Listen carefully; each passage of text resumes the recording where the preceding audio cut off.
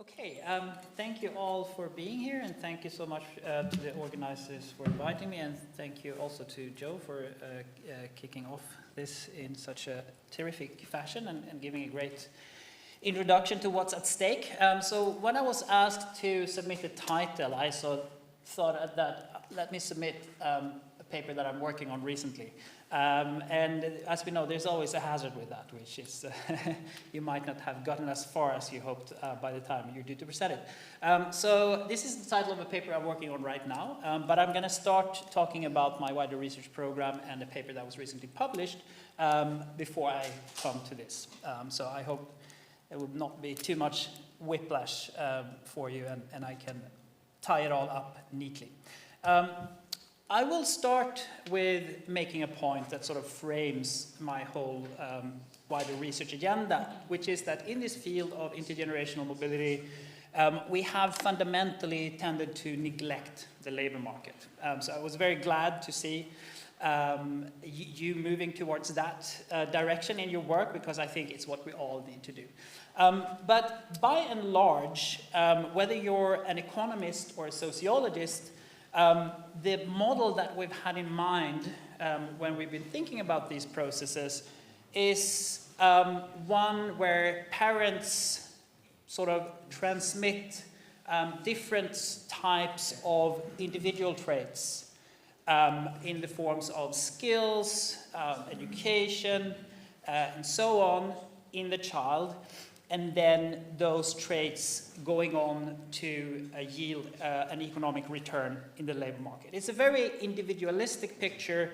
It's a very narrowly economistic picture, and I think it's one that we have to move away from. So if you think about what we have been doing in this field, we often start out with an aggregate measure of persistence, so a correlation of, say, earnings or occupation between parent and child.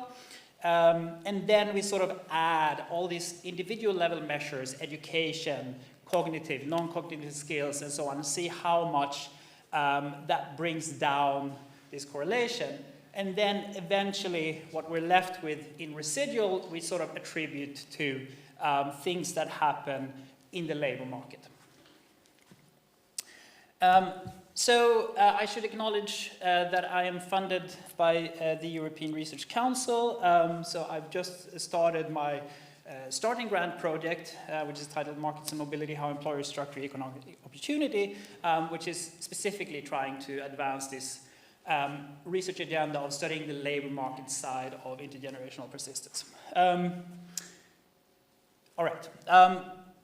So there are sort of three parts to this. So first is kind of understanding who works where, how children from different socioeconomic origins end up in different locations in the labor market, working for different employers in different workplaces and so on that might pay more or less. That's the first part.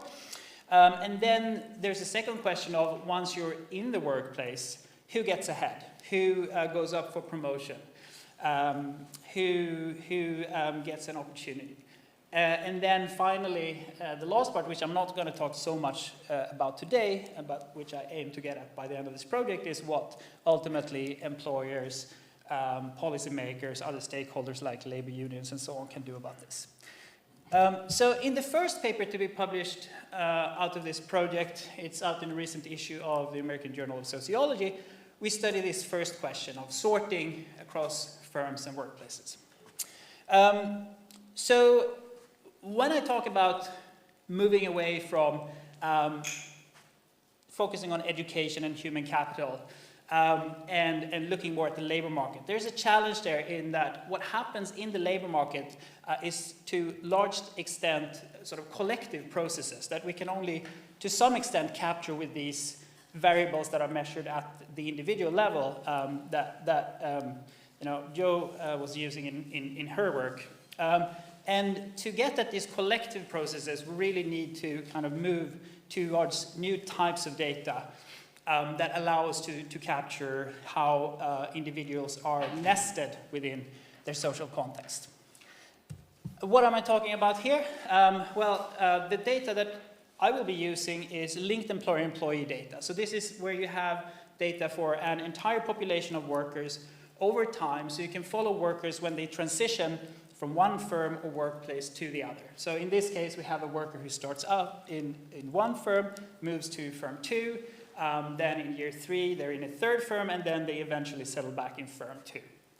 And once you do this, if we have this type of information, if we also know what every worker earns in a given year, there's a pattern that starts to emerge. And that is that some firms or workplaces consistently pay more for the same or similar type of work, and some individuals are consistently paid more or less.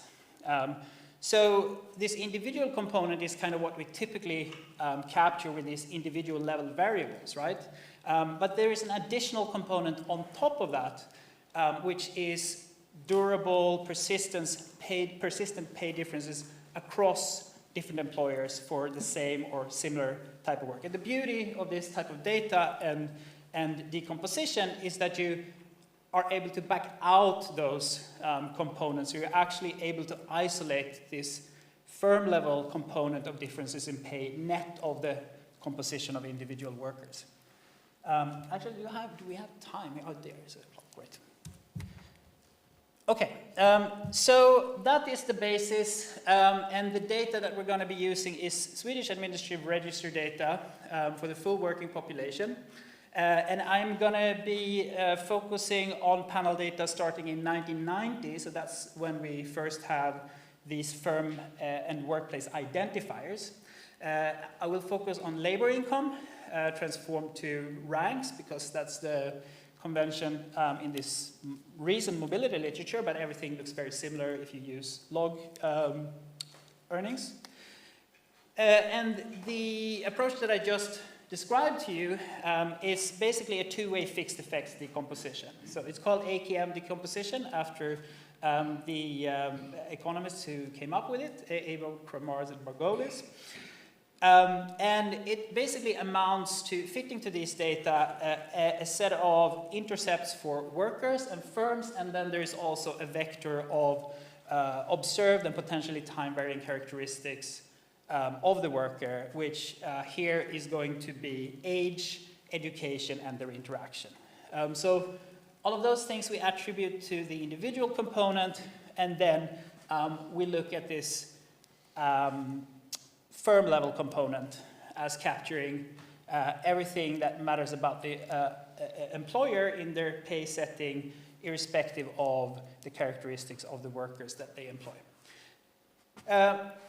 For what I'm showing here, I'm focusing mostly on father-sons.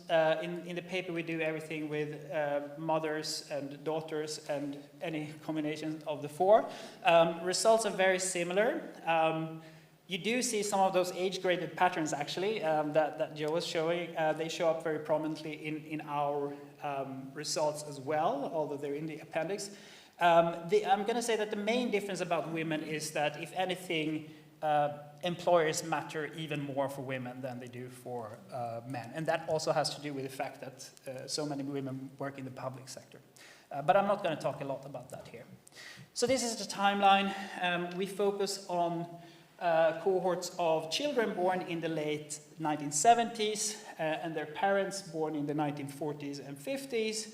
And then we measure parental earnings, so father earnings in this case, in the first 10 years of these panel data, and child earnings throughout the rest of the period at age 25 to 40.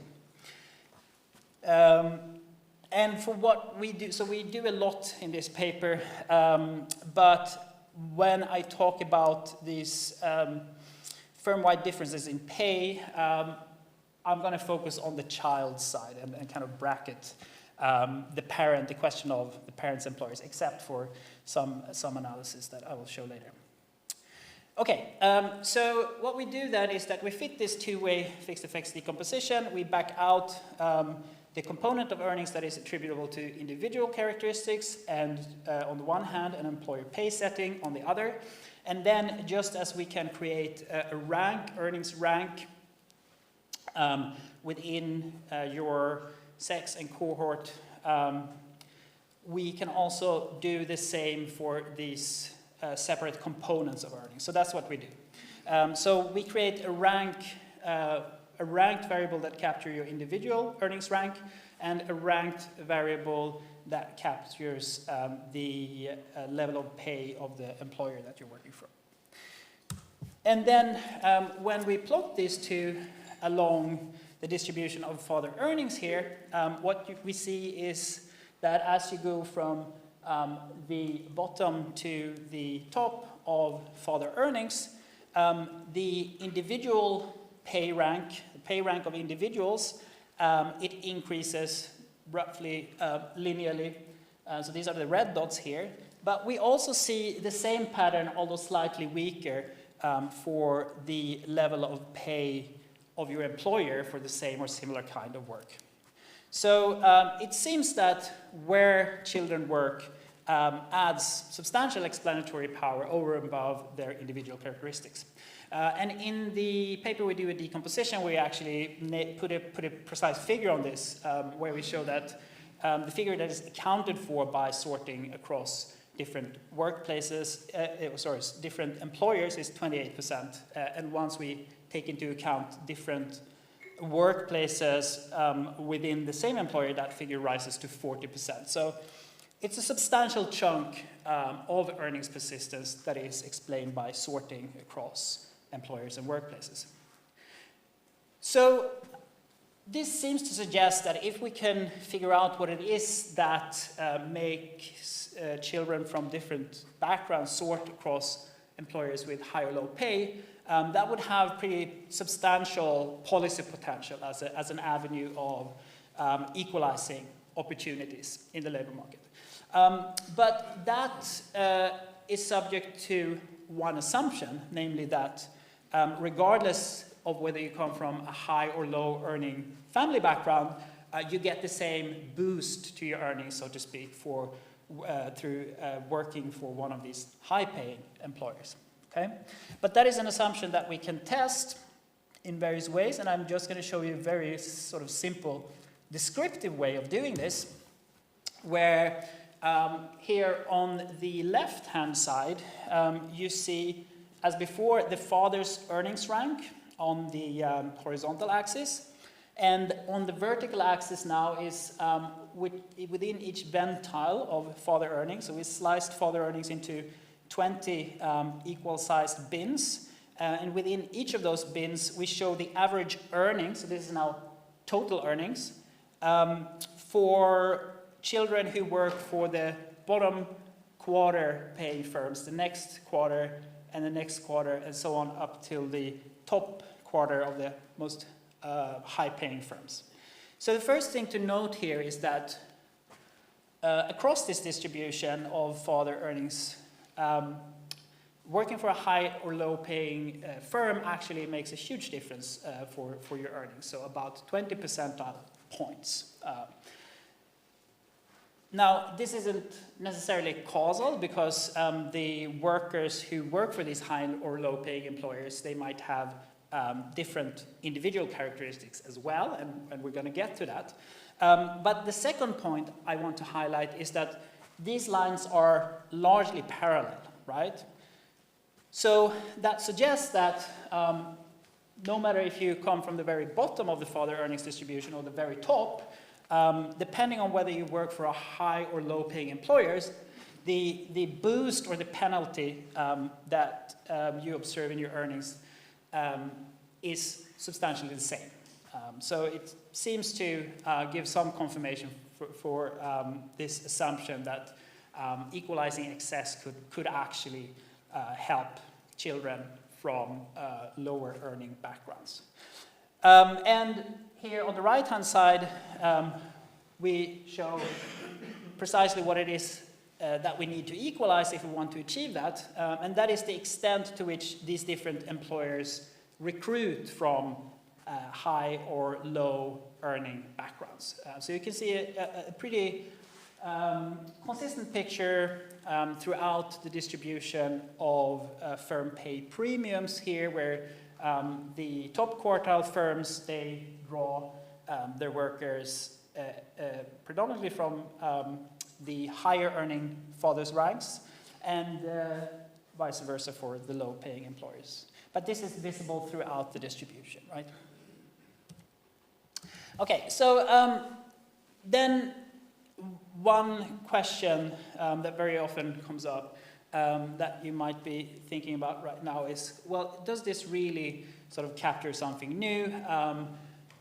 Or is this just the same sort of education channels or say occupational stratification, perhaps things that we have been studying for decades and decades, and this is just kind of a new way to slice it. So to get at that question, we bring in data on educational attainment, very detailed levels and fields that we have access to in the administrative data, as well as the individual's occupation at the 3 or 4 digit level. And we sort of separate, as people have done before in this literature, between the part of earnings transmission that is explained by these traditional human capital characteristics and the residual that is unexplained. And the left-hand side graph here is actually not showing the explained part of earnings transmission. It's showing something slightly different, which is the returns, observational returns, I should say, to education and occupation, namely the extent to which earnings differences in the labor market are explained by education and occupation. So what we do is we take those detailed dummies for education, detailed categorical variables for education and occupation. We regress your earnings rank onto those, and then we regress the observed earnings rank on the predicted earnings ranks from those educational and occupational characteristics, and that's the blue bars here. So if education and occupation perfectly explained earnings, that correlation between predicted and observed earnings would be 100%. So here it's somewhere in between. And then we ask what happens when we then control for this firm component of pay, how much of the observational returns to education and or occupation is explained by people with different education and occupation working for different employers. And you can see that sorting in the labor market explains a little bit of the observational returns to education and occupation, but not that much. So it's about 1/5 in total of the predictive power of education and occupation for earnings goes through sorting across different employers.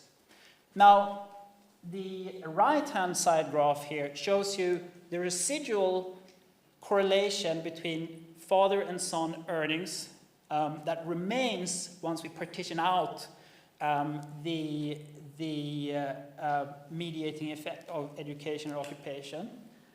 So this is what's sometimes called the direct effect of social origin. So this is that part of intergenerational earnings transmission that we've sort of always been putting in the residual and kind of throwing our hands up and saying there's nothing we can do about it. Actually, we show that half of that is explained by sorting across employers. And in some specifications, and for women, it actually explains all of it.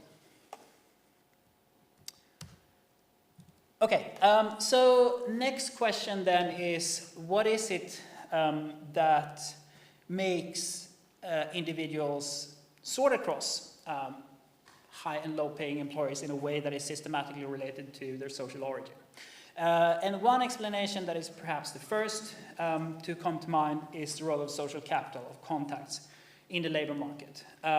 Both directly, you might be hired into the firm where your father works, let's say, but you could also benefit from a parent's more extensive social capital, so something like, say, their network of former co-workers. And we are actually able to measure both of those channels, so that's the great beauty of having this linked employer-employee data for the entire population, right? So we know where your father works throughout their entire career, we know where you work throughout the entire career, but we can also reconstruct something like who is every person in the population that your father has at some point worked with in the past.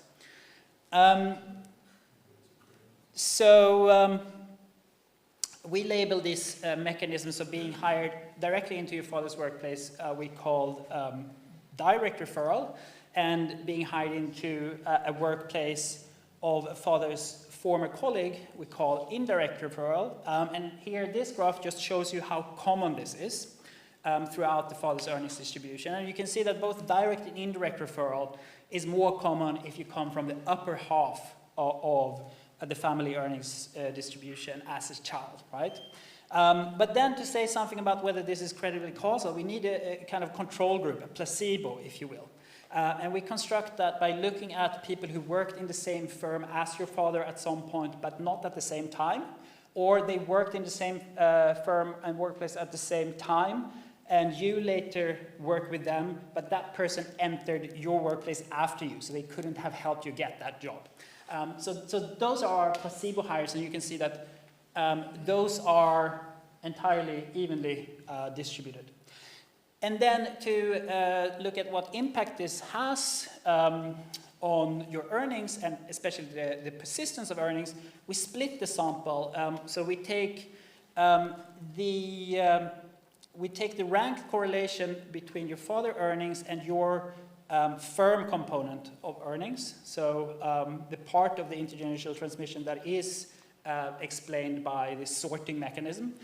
And that correlation in the whole sample is about 0.15. And then when we split by whether you experience a direct or an indirect referral at some point throughout your early career, we see that that is much stronger. The earnings persistence is much stronger. So people who find a job through direct or indirect referral, they end also up with more similar earnings as their father. Whereas this is not the case for these placebo hires. So it seems to support a causal interpretation of this. However, taking people who experience referral out of the sample actually doesn't reduce the intergenerational correlation by a whole lot. So that's these hollow markers here. So it kind of takes out 1 or 2 percentage points.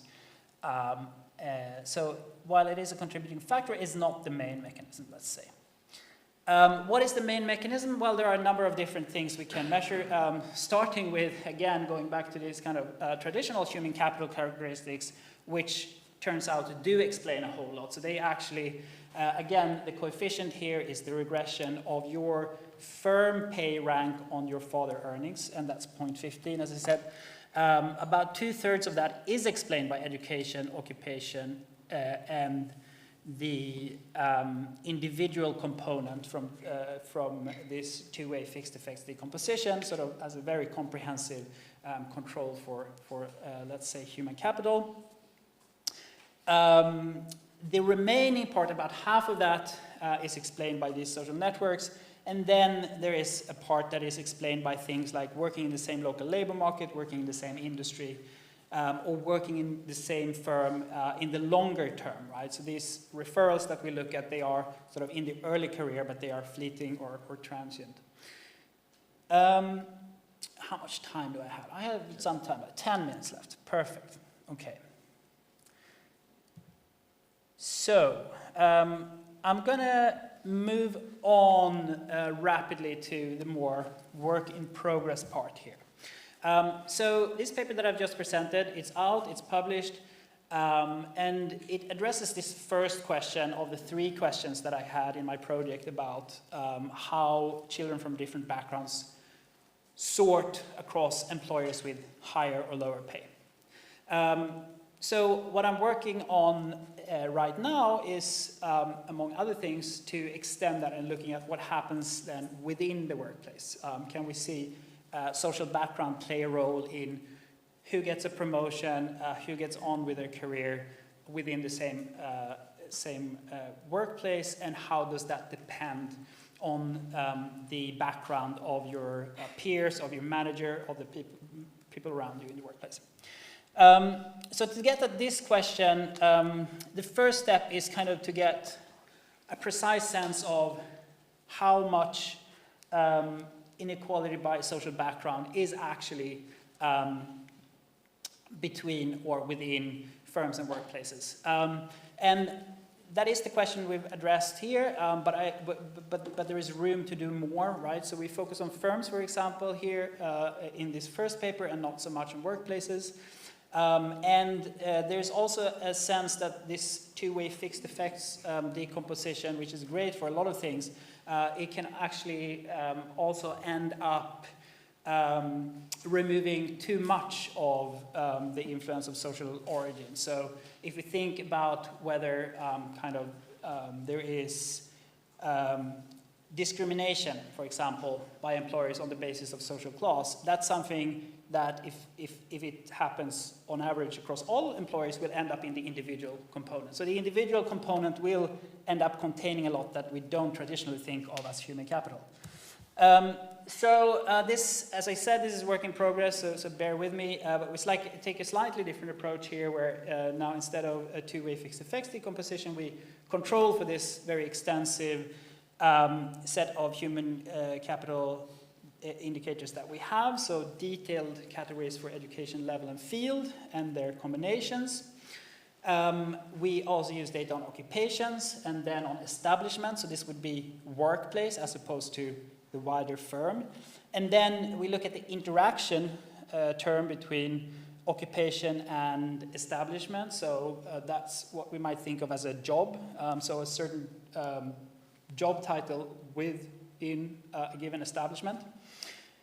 And this is comparative work, so currently it's with Swedish and Norwegian data, but I'm looking to extend it with more countries. So this just shows you, now we're looking at log earnings here rather than rank. So these figures can be interpreted as elasticities. And the blue markers here, way out to the left, they show you kind of the raw earnings gaps that exist for people in the labor market from different class background, which is here measured as the parent's occupation.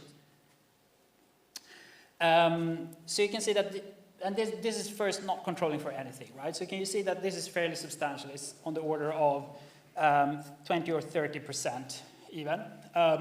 Of course, once we control for very detailed measures of education, these gaps shrink. So if we're looking at comparing the children who grew up in unskilled manual homes with those who grew up in kind of professional or higher managerial homes,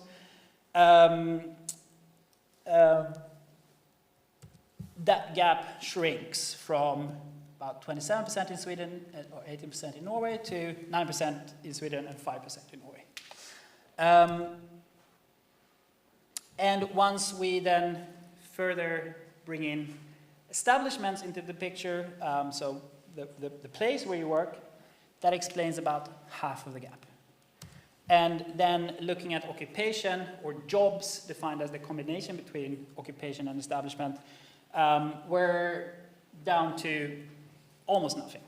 So you might wonder, okay, if we're interested in explaining inequalities within a given workplace, is there really that much left to explain? Well, the first thing to note here is that occupation is obviously part of the process here. So a promotion, for example, at work, that will be reflected in your occupational title. But even then, there might be heterogeneities across different parts of the labor market. So, for example, one very important divide is between the public and private sector.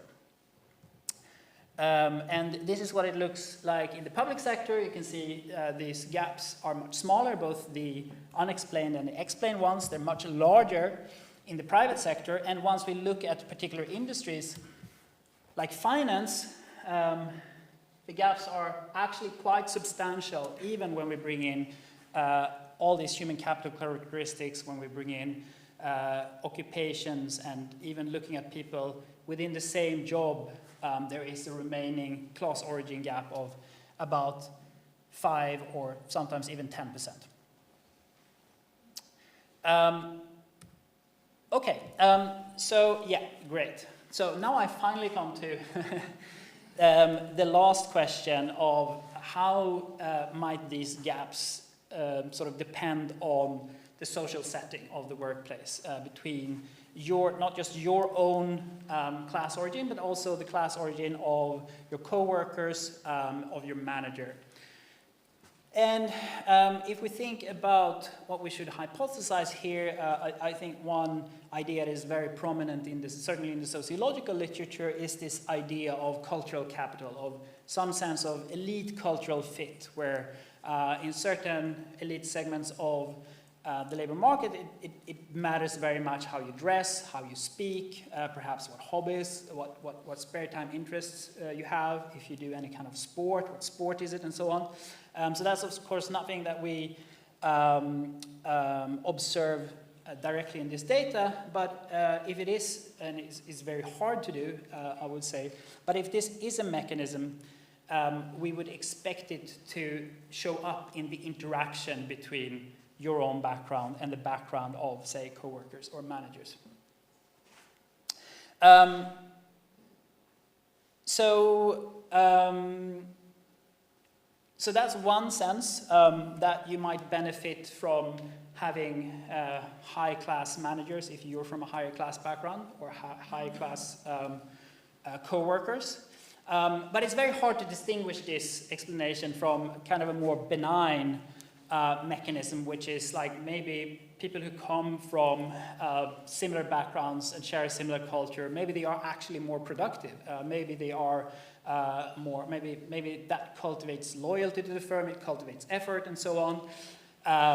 And so if we observe that you as a high status background worker benefit from having others similar around you, it's actually not so easy to take this as an indicator of some sort of cultural bias. And then we can also think of opposite type of mechanisms. So for example, if it carries a premium to come from a high class background, that premium might be depressed once everyone I'm competing with also come from a similar high class background. So now we're back to estimating it two-way fixed effects. So this is looking at idiosyncratic variation in these compositional variables within workplaces over time, and also taking into account the sort of durable individual level component of earnings. So what you see here very quickly is actually coming from a higher class origin is, in this specification, is negative for your earnings. But you have to interpret this in light of all the other variables here and holding them fixed at zero. So this is if you work in a setting with no high class background coworkers or managers and you are from a high class, you're actually penalized. So it's kind of consistent with this cultural homophily mechanism, but it's also consistent with negative selection. So for example, if I come from a high origin and I'm surrounded by lower class workers, I might be negatively selected. Having more co-workers from a higher class background around you tends to lead to higher earnings. And having a manager from a higher class background tends to lead to lower earnings. And the question then is, how does this depend on or vary by your own social class origin? And that is indicated by these interactions. So here we see that once we control for very extensive human capital characteristics interacted with your social class origin, so years of education, workplace tenure, potential experience, and so on. Coming from a higher class background, you actually suffer if your coworker, more of your coworkers are from the same background. So it sort of supports this competition mechanism. But having more managers from a higher class origin tends to benefit your earnings if you're from a higher class origin yourself. So just to wrap up, we find that there are small class gaps within establishment net of human capital controls, but these are much, much larger in the private sector and in some industries like finance, which is where we would expect them to occur because pay setting is less regulated, managers have more discretion, and these are also some of the kind of elite industries and jobs where we would expect these things to play out. There's some evidence that these class gaps in earnings depend on worker and manager composition, so supporting the kind of elite cultural fit theory for manager composition and within class competition for co-worker composition. And I will leave it at that. Thank you.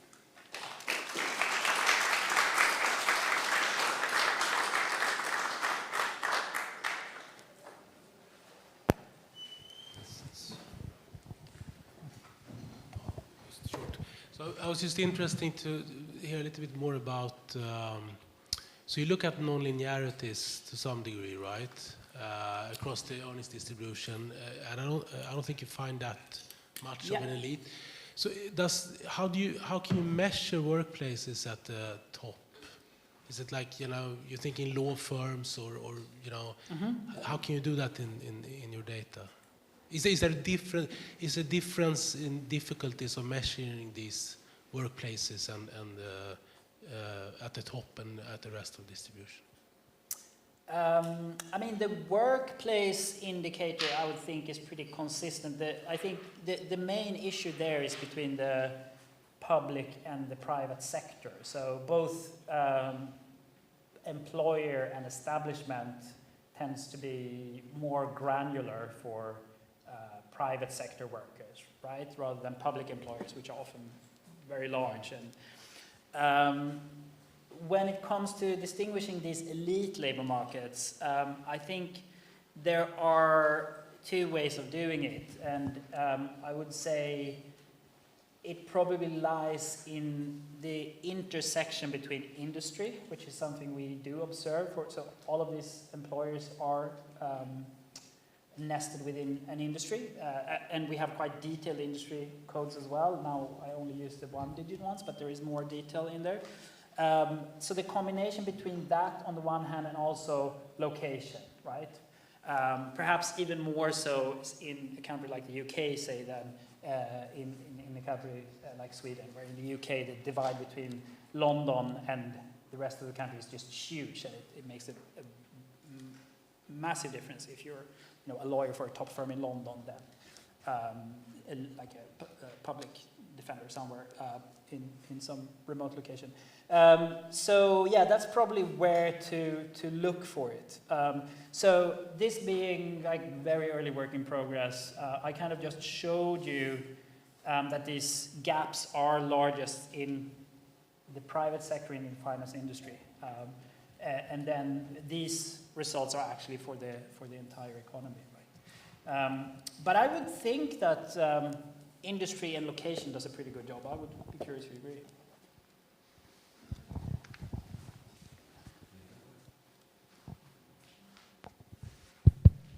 Yes, thank you, Per. Fascinating work. One question: from what I understand, you're exploiting the longitudinal component of your data by matching workers to their fathers, but you're treating worker and firm matches kind of in a cross-sectional sense. So you're not looking at transitions of workers over time. I guess partly that's because your observation period then gets very short for the workers that you're observing, because they're very young and they just observed at the start of their careers. But I guess in principle, you should be able to identify kind of the initial job and then possible job-to-job transitions and periods of unemployment and the effects of that. I see where you're going with this, I think. Correct me if I'm wrong. And I think you're absolutely right. I mean, I do actually use the longitudinal earnings history. That's what I need to kind of estimate this two-way fixed effect model, where kind of each individual has a consistent earnings level or earnings trajectory rather across time, and then working for a different employer might shift that up or down, right? So it's in there, but it's at the same time it's kind of hidden. So for example, when I look at these effects of coworker composition, I assume that it's the coworker or manager composition in a given year that affects your earnings in that year, which is the absolutely wrong way to look at it. I think we need to look at, exactly as you mentioned, who gets hired into the firm, what happens after 1 year, after 2 years? Is there a gap there, for example, depending on whether you were hired through social contacts or not, as I've been showing in the earlier paper, and I think that's exactly what I aspire to do.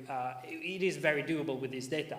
So we do have this linked employer-employee data for a period of 3 decades, which covers the most important part of the career, I would say. Just haven't gotten around to it yet. It's a great point. And sorry, and shock resilience as well, right? Mm-hmm. So what happens in a case of unemployment? Absolutely. How long does someone stay out of the labor market? Yeah. Do they sort into kind of lower ranking firms afterwards, or manage to move back? Absolutely. These are things that you would be able to look at. No, so I think you're highlighting exactly what I need to do. I have a PhD student now, actually, who just finished her first chapter looking at the role of early labor market attachment. So labor market attachments in the first years or decade after graduating, and how that differs across workers of different origin, both in how common weak attachment is, and also in its consequences. So yeah, it's on the agenda. Yes, thank you. Super interesting presentation and fascinating project altogether. It was interesting to see that both you and Joe have looked at social capital in some form, these referrals. And I was not surprised at all by Joe's finding, but I'm a bit surprised by your findings. So I was wondering how you reflect on that. So what we know from the literature, when you look at survey questions of whether you found your job through social networks, which is I think the way that Joe looked at it, it's typically not the most elite jobs where this is the case. So it's the working class jobs where referrals are very common, actually. Yeah. You seem to suggest, however, based on your, of course, a whole different approach, that it is quite important for the more elite jobs, let's say. Yeah. So I was wondering how you reflect on that other survey evidence in that regard. Yeah, that's a great question, and I think it comes down largely to when you look at it. Remember that we're capturing workers here in quite an early part of their career, so ages 25 to 40. At 25, many of them are still studying, especially those from more elite backgrounds, right? And we're looking at whether they ever experience this kind of referral. But often it happens, in the very first few years of their careers. And then once we look at where they end up at age 40, it's very, very rare to work, say, in the same firm as your father, and there's no class gradient in that, right? So what you see here, it kind of reflects early stepping stone jobs, right? That you maybe use to bridge until you find, it's one strategy you can use to hold out until you actually find a better job that you're a better match with, for example, if you're first able to work in your father's firm for a couple of years, or as a way to gather experience that will make you more competitive for a better job later, and so on. So this type of thing shows up early in the career, and then workers rapidly transition out of these jobs, whereas I think what you're talking about happens more later in the career.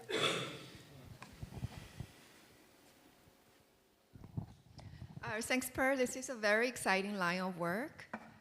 You probably know this AJS paper by L.T. Zhang at Harvard Business School. He argues that recently our manager, this occupation, has evolved from a traditionally like a supervisor role, a clear hierarchy, to now more like horizontal, like a cheerleader, I would say, coordinator to make people to work as a team. So I wonder, actually for most American firms, now for managers, they just supervise one person. It's not like the traditional setting that you see a person supervise a very big team. So I wonder, as the role of managers evolve, whether it's a mechanism you show here relating to the lack of cultural capital or the elite environment you explained, when a person from our service background, and if they are in this environment, are with other managers. They may lack of the type of those cultural capital. Whether it still matter, your family background, whether it's really a type of personality, whether you have a cheerleader type of personality that can put people together to work around you to facilitate collaborations between different teams. Another is like a very small issue. So I like both paper you presented, and assume they are from the same data source, but I noticed the sample size are very different. So the first paper is like 100,000, and the second is like more than 2 million individuals and 8 million records. I wonder what caused the differences in the sample size. Yeah, I'll start with the last question first. Yeah, it's very observant of you to spot that, of course. I should be more upfront about this. So it's largely a question of the cohort window, right? So these cohorts, and in the second paper we have both men and women, right? So typically we have about 100,000 people born each year.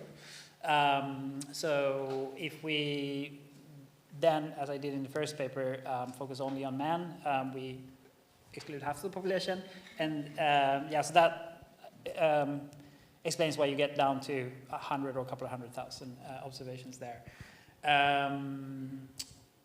Yeah, and then the second question about the role of the manager. Actually, I haven't looked at that paper. It's great that you bring it up. I should take a closer look at that.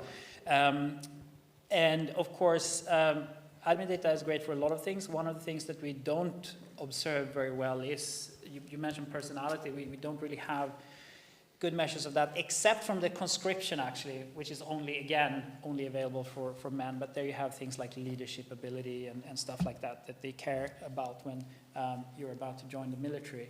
But your point actually highlights something else that I'm sort of starting to grapple with. So I actually had conversations with a couple of HR professionals in the last couple of weeks who work exactly with these issues of pay setting and promotion and so on.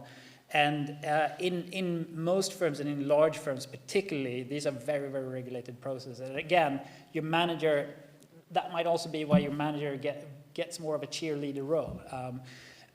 So I think one of the things that I need to keep in mind going forward with this agenda is exactly try to think about what discretion do managers have for things like promotion and pay setting. There's always basically always more than one person, and often quite a lot more than one person involved in these decisions. And again, I think that's hard to get at with admin data. Ideally, you would work together with large employers that would let you use some of the data on those processes in particular, but TBD.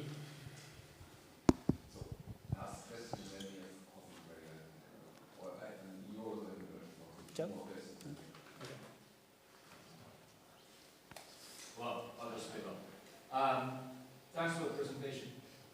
On this social capital thing, do you hear something? No? Yeah. Oh. I'll just pick up. So, the direct measure, I guess it wasn't that they necessarily had to work at the same time. Yes, at the same time. Sorry, I should have clarified that. Yeah. Ah, okay. Yeah. Because I was just thinking, I mean, you would think that there's also many workplaces where it's actually not beneficial at all. Yeah, absolutely. Yeah, and I think, so it's a part that I kind of skipped over a little bit, but I think my response will go in the same direction as for Herman's question, which is to say that we need to distinguish between things that happen early in the career, while you're still looking to establish yourself and get a foothold in the labor market on the one hand, and your kind of longer term labor market outcomes, right? So in the paper we actually have two ways of measuring this. So what I'm showing you here is being hired into the same workplace as your father while your father is there. But this employment might last for a year and then you move on, right? And then what we also look at, and I had it here in the table, although I didn't highlight it so much. We have firm inheritance here as a separate channel, and that is working for the same employer at age 40. And that is not, very strongly conditioned by family background, and it's probably not a good thing if you're working in exactly the same industry, in exactly the same firm. There's some work on family businesses actually showing that, including by my co-author, showing that if you work in a family business, you often take a hit to your pay as a child or as a spouse, and you earn much less than you would have elsewhere. So there are different mechanisms here that are working at cross purposes, but to the extent that these networks benefit you, again, it tends to be early in the career, helping you hold out longer for a better job, or helping you build experience to strengthen your CV and those kind of things. But those are temporary transitions, but still with lasting consequences.